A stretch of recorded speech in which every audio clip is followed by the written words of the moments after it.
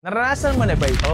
Yung ang bagal ng computer mo, then may mga deadlines ka pa sa school or sa work. So sa inyo mga master, ako nga pala ulit si Aldrin Peña. Bukod sa pagpapahunt ng mga iba't ibang gadgets, isa akong tech enthusiast at isa din ako nangangarap na startup business owner. And since September 2016 ay nagbibigay na ako ng mga tutorials and tips about sa technology. Okay naman ang video card, okay naman ang processor and RAM mo. Pero bakit ang bagal ng computer mo? Ito ay kadalasan nangyayari. At ngayon, ituturo ko sa inyo kung gaano nga ba ka-powerful and ka-importante ang SSD. Sa itong storage na part ng isang computer, noong lumitaw ang SSD noong 1970 pa, ay ginagamit lang noon sa military and industrial lang. Pero noong 1991, may company na naglabas ng first SSD na para sa laptop, na may capacity na 20 MB lang. Imagine now, may 500, may 1 terabyte, at yung iba, masigit pa. Nasa 20th century na tayo, pero may mga nagloloko pa at nagbebenta ng hindi tamang specs na fair sa presyo ng isang unit. Kaya dapat make sure na mag-research mo na talaga. So, ang dalawang unit na to mga master, hindi sila pareho ng brand, hindi sila pareho ng specification, at hindi rin sila pareho ng date na na-release. So, itong Lenovo ay release date nito ay noong 2020, at ito naman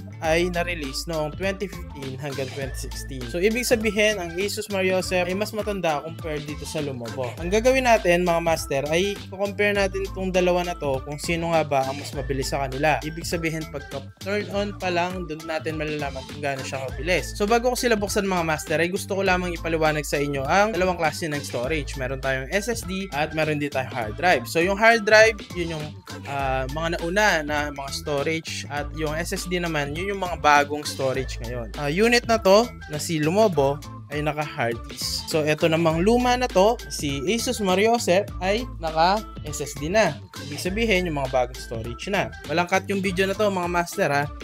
I-click muna natin. Unahin na natin itong bago mga master. Na-release to noong 2020 ito. Na-release to noong 2015. So makikita nyo naman, ayan, luma siya. So i-click natin yan at click natin yun. So, dapat, pangunang mabuksan to since nauna ko siyang power on. Tingnan natin.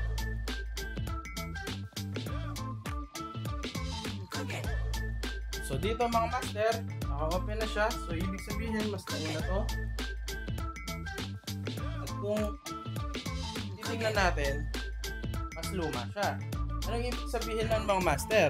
Kapag pumipili tayo ng mga unit, make sure na alam natin yung specification niya. So sa part na to, magkaiba sila ng brand, mas matanda to, pero mas nauna to dahil nga, mas maganda yung specs niya compared dito sa Lenovo. So sa part naman na to mga master, ay mag-open tayo ng mga application tulad ng Google. So start na muna natin dito sa unit na Lenovo. Tapos dito naman sa unit na Asus.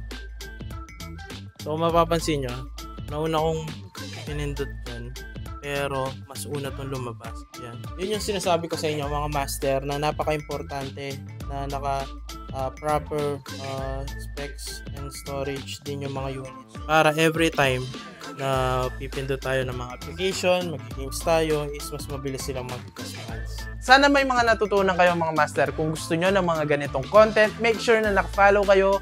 Hanggang dito na lang muna mga master. Maraming salamat.